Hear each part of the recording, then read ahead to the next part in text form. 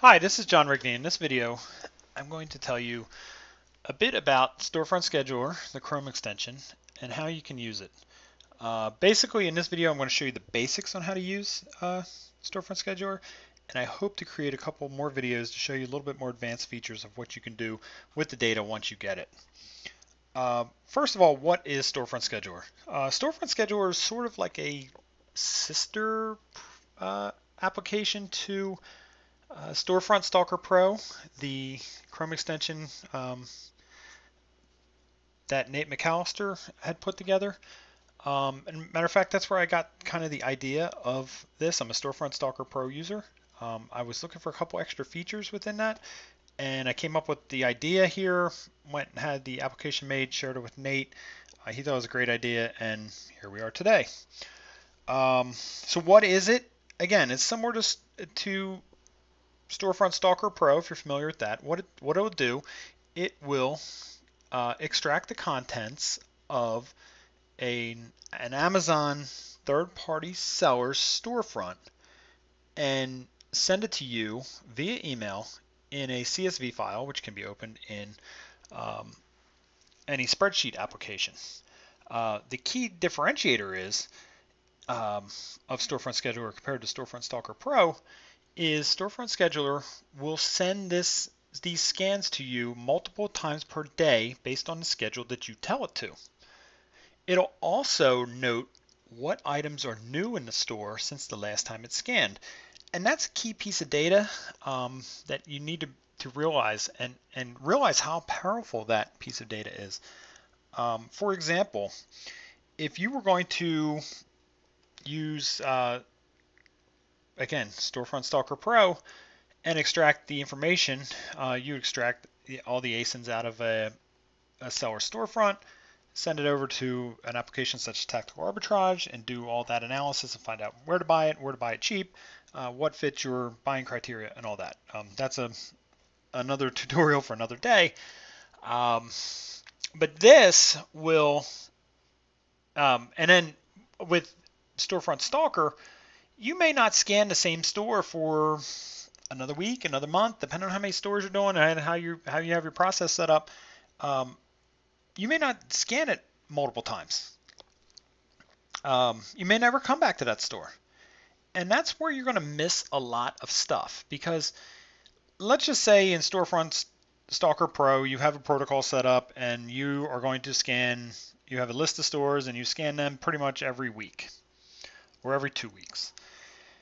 So you scan it today, and it returns a list, and you analyze it, and you find some winners. You scan it 2 weeks from now, and again, you'll find some new stuff. But what you missed is anything that was new to the store within that 2-week period. So let's say you scanned it today, and today is Friday, and you don't scan it for another 2 Fridays. Well, let's say all the items that get checked into the Amazon warehouse on Monday of this week, and they sell by Friday of next week. So by the time you do the scan 2 weeks from now, those items don't show up in that scan, and you missed the opportunity there. Because not only were those items new, but they sold within a week, which means they're high velocity, and they're probably, this is a great way to find replens. I had a beta tester test out this application for me, and he came back and said literally within 2 days he had found hundreds of dollars in replens that he could go ahead and use, because he went and stalked a couple stores, looked at the analysis, and found stuff that he wasn't seeing before. And he probably wouldn't have seen if he had just looked at the seller storefront, or maybe, depending on what he used Storefront Stalker Pro, he would catch that. So that's where the value in this application is. I do want to come out front to those of you who've already purchased this and tell you, I've had a lot of questions. Currently, in the current form, version 1 of Storefront Scheduler, it is limited to scan only one storefront per scan. It's just the way the software was originally set up. We were so excited about bringing this application to you once we got the once this was built, and I saw the potential of it, and I brought it to Nate, and we were just so excited to get it out there and let people start using it, that we realized, and we know that with, the functionality of this would be so much more powerful if you can scan multiple storefronts. So that being said, it's being worked on as we speak. Hopefully we should have something soon. But the good news is when that functionality rolls out, those of you who are already subscribed with the lifetime subscription of Storefront Scheduler, you're going to get that update, no further cost. That's just what we want to do. We think that's the right way to handle it because, again, we rolled this out. We were so excited about it. We rolled it out in a limited format, so you can get out and play with it and see the potential, and then we will add that functionality as we go forward. So hopefully we'll be able to make an announcement soon. Developers working on it as we speak, working out some of the bugs. So again, use this as you go. As it is right now, it's still a very powerful tool if you use it the correct way. And I'm going to show you some tips and tricks in this video on how you can maximize your value of Storefront Scheduler today, even though you can only watch one storefront at a time. So I went ahead and I'm going, pardon me, I'll go back here. So how do you maximize your value? And at the same time I show you how to maximize value, I'm going to show you how to actually use the application. So I had to back up here on Amazon. We'll talk about this in 1 second, but what I do want to go back to, just go here so we can just look at the application. I'll talk a little bit about what the application looks like. Okay, so when you open up Storefront Scheduler, again, those of you who've installed it know that it lives on your toolbar as a Chrome extension, and you can see I use a lot of Chrome extensions. I probably need to clean that up because there's some that I don't use all the time. It's this calendar and clock looking symbol. You know you're in the right place when it says Storefront Scheduler. So there's 3 components that you need to enter in to make Storefront Scheduler work. First of all, you need the seller's storefront link, and I'll show you in a second where to get that, and I'll also show you how to pick a high value storefront if you don't have one to stock already. So if you have a competitor in mind, the guy that's or the business that's always on your on the same listings as you, and you see them all the time, go ahead and use that as your test case and to see what you can find. And that's what one of my beta testers did, is he stalked his competitors. So and he found a lot of deals. If you don't have a competitor and you want to just do high value things within the categories you sell in, I'll show you a way to do that. So you're going to need a storefront link. You're going to need to tell Storefront Scheduler how often you want an update. The default is 1 hour. So basically you would get 24 reports in 1 hour. Or, sorry, in 1 day. Yeah, that would be a lot of reports in 1 hour. So 24 reports in an hour is the default. 24 reports in a day is the default. And you can do as many hours as you want. So we'll put this back at 1. Now if you notice, when I started playing with the hours, I had a pop-up at the bottom that told me that there's a bad storefront link. If you don't put in the right link to a storefront, the storefront scheduler will validate the link that you put in there because it's looking for certain key elements to extract the data it needs. So if it's not a valid link, it will tell you. So for example, here if I put in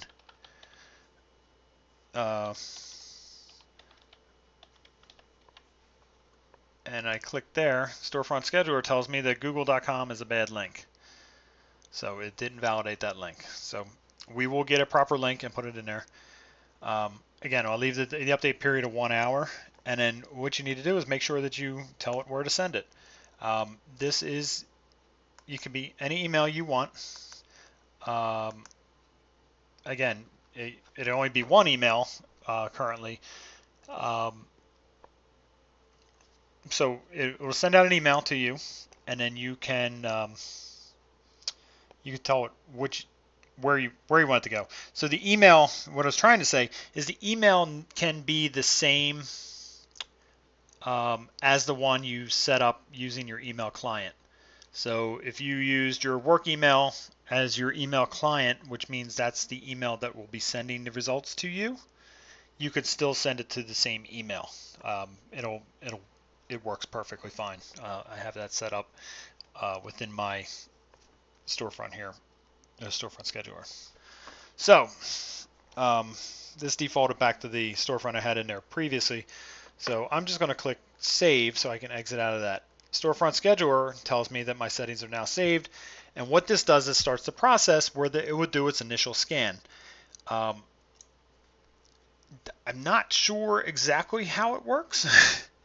My developer had built this to start the scan once you do that, and it picks it up at a certain time point, usually probably the top of the hour. So if you started at 9:05, it may not do its first scan until 10 o'clock.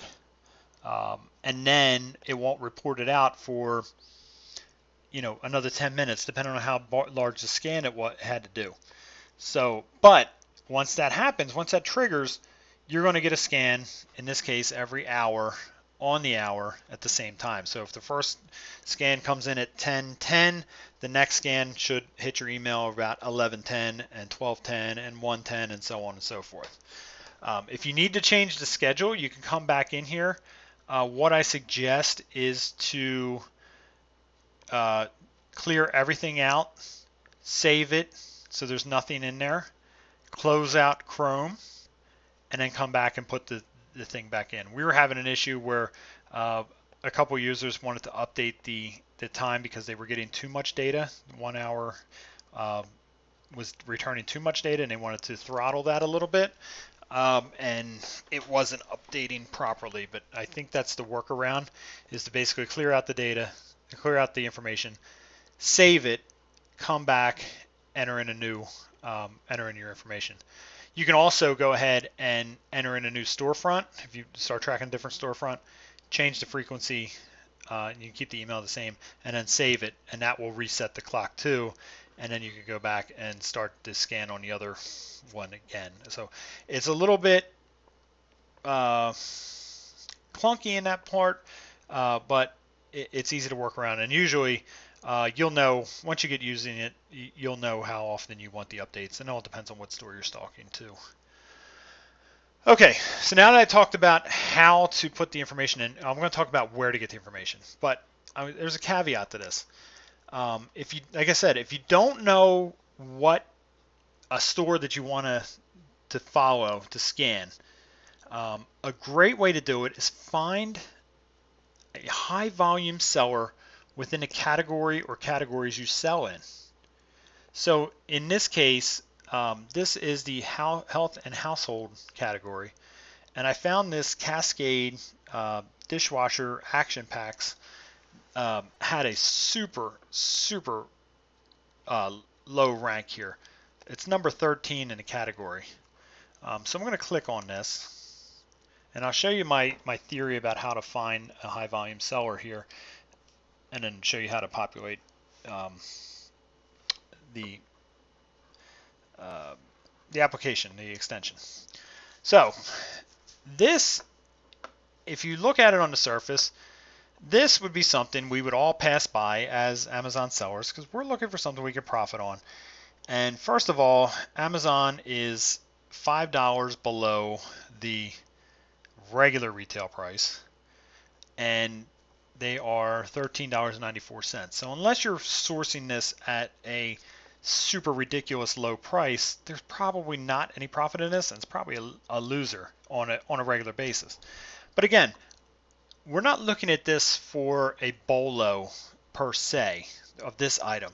What we're looking for is a high volume seller here that we can find items that are profitable and that we can buy for a great profit. So we're going to click down here to look at the other sellers, and we're going to pull up this list. So when we go through this list, we're automatically going to discount Amazon because we're not going to get the storefront that we need to. It's not going to populate in the right format. So discount Amazon. Don't track Amazon. What you want to do is look down through here, and you're going to look for these sellers that have these super high feedbacks, because that means they probably sell a ton of items. And I'd already picked out a seller prior to this just so we could facilitate it, and I can do the scans ahead of time. That seller's on the second page. So I'm going to click through, and I'll give you my reasoning why I looked at this seller. So I looked at the sellers on the first page. There was a couple with 10,000 feedbacks, and as I was scrolling down here, I saw this guy here with 16,306 feedbacks. And I never looked. I should have looked here, and I should have looked here because there's a lot more feedback sellers. But again, this was the one I grabbed, and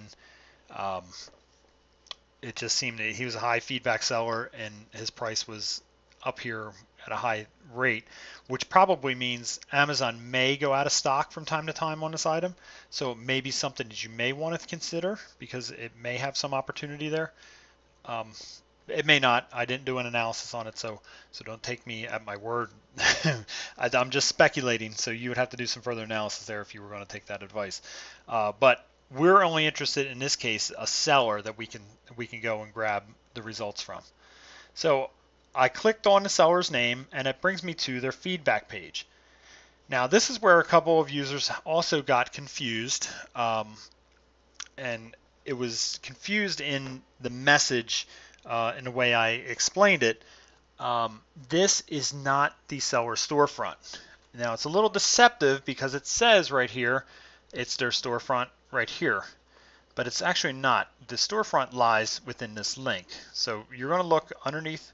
If you look for the seller storefront and you get to their feedback page, and again, we're not worried about the feedback. They can have the best feedback in the world, the worst feedback in the world. We're only looking to source profitable items from them. So we look underneath the title and above the feedback link, and we click on the storefront link. So now we're in the proper spot. Now we're in the seller's storefront, as it says right here. One thing you want to be cognizant of, this seller has 215,000 items in his store. That's a lot of items. I wanted to point out that the limitation of both Storefront Scheduler and Storefront Stalker Pro is it's only able to extract 2,400 ASINs or listings from a seller storefront. And the reason for that is because of the limitations Amazon sets up, where when you scroll through the storefront, if you see here, Amazon limits you to see only 100 pages of the seller storefront. Now there's 24 items per page and 100 pages, which is where the 2,400 number comes from. So the maximum number of scans the maximum number of items you're going to be able to pull is 2,400. And again, this is where Storefront Scheduler will differentiate itself from Storefront Stalker Pro, because Storefront Scheduler will grab the new items that are in there. Not saying that Storefront Stalker Pro won't, but you'd have to run multiple manual scans over a number of times to grab that, and then use those and keep feeding that analysis into tactical arbitrage or whatever you're using to analyze that data. Where in this case, we can scan the seller's items storefront over and over, and when I show you the results, if you want, you can extract just the new items and put that on a spreadsheet by itself, or append a previous spreadsheet, and then start building something that's more than 2,400, and then dump that sheet into your tactical arbitrage or things. So again, I'm getting a little advanced here, and I'm because I haven't even gotten to where you get the link, but I'm just trying to talk this through as we go along, give you my ideas and my thoughts on how to best use this application. So we're in the seller storefront. Again, we don't care about the cascade. Maybe it's a good item that is an opportunity if Amazon goes out of stock, because based on ranking, it looks like the price is pretty good. It all depends on what you can buy it for too. But what we're interested on this page is the link to the seller storefront, and that is what is listed in the address bar. So what I'm going to do is I'm going to copy it, and I want to copy everything that's in there. So start at the HTTPS and end at whatever jibber jabber Amazon has at the end. This is the link that Storefront Scheduler is looking for. So I'm going to open up Storefront Scheduler, and this is probably the same link, but I'm just going to redo it just to show you. So I'm going to hit paste. The link is there. The red, disregard the red, that's a spell check, so it's seeing these letters and numbers and saying it's spelled wrong when it's looking to a word, and that's not the case. So I'm going to leave it at 1 hour, and here's the email I want it sent to. So now I'm going to save. Again, I get the confirmation down the bottom that it's saved. So now we can move on to our reports and see what that looks like. Again, in the interest of time for this video, I previously scanned that seller store, so I could, I previously scanned some seller store, it may not have been in that one, and I want to show you what the reports look like. So you'll get an email, this is in my email, it says Storefront Scheduler sent me an email, see the attached, so I'm going to download it and I'm going to open it up in Excel. Again, you can download it and open it in whatever spreadsheet program you use. And again, Excel just works best for me. I've had a lot of experience with Excel, so it's what I default to. The only issue I have with Excel and opening these is the short link that is returned is not clickable. If you open this in Google, or if you open it in on an Apple Macintosh Mac, this link will probably be active and you can click on it. For some reason, at least the way I have Excel set up, it disables that link, which is fine with me because otherwise I'd accidentally click it, and as I'm moving these columns and have a million windows open that I don't want to open. So let's talk about data. What kind of data are you getting back? So first thing first, column A, you're going to get the ASIN. If the seller has books in their store, you're going to get a numerical value there. I want to say it's the ISBN number, but I don't think it is. It's a book listing number, and I apologize. I should know that, but I'm not a bookseller. I haven't sold books, so I don't know what the number is. But whatever the identifiers for books will show up there, and it can work the same way. And if for some reason you don't want the books in there, once it does the scan, you can filter this out, or sort it so the books are at the bottom or the top, and then just delete those ones that you don't want. So the key to this column is you can take this and use this information in applications like Tactical Arbitrage and do a bulk scan if you want to. So that's great. Column B is one of the differentiators of Storefront Scheduler. And this is where it tells you if an item is new or not.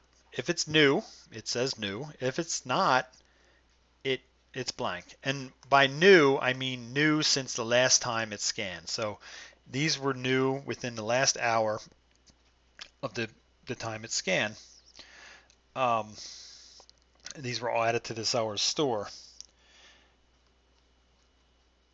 Again, this is key when you can only scan 2,400 ASINs in certain seller stores, like I showed you for 215,000 listings. When they put in new listings, they're going to populate up here, and then you're going to see the new stuff, and that's where your opportunity is going to lie to find some profitable items. Again, differentiator from Storefront Stalker Pro, this returns the the item's title. And I thought this was valuable information because now I can quickly visually see what the item is. And so instead of just seeing a list of ASINs and saying new and then having to take that and extract that into another piece of software, I can visually see real quick these, these 6 items, what they are, and evaluate whether they are something that I'm interested in pursuing or not. If I don't do grocery, I can automatically eliminate the top 3 items. If I don't do health and beauty aids, I can eliminate the bottom 3. And if I don't do any of them, I can just ignore that altogether and wait until they do something else. But I probably wouldn't have scanned this person's store because this looks like a grocery and health and beauty aids based store, at least most of the results here. So I probably wouldn't have scanned those stores if I wasn't interested in those categories. So again, I talked about the short link. This link you can even just, if you want to, you could just copy it. If you want to share it with somebody, it just makes it easier to do that. So that's the quick overview of how to get to this point of getting data. For the interest of time, I'm going to stop this video and I'll pick up on another video some thoughts on how you can analyze this data once you start getting this coming in. So I thank you for your time. Please, if you have any questions, you can reach out to me via email, storefrontscheduler@gmail.com. And if you're a subscriber, you can reach out to me in the group for the licenses. And we also have a Facebook page. Oh, and then see, I just made that a link by accident. So, all right, so that's it for this video, and we will talk to you on the next video, and we'll see you there. Thanks for watching.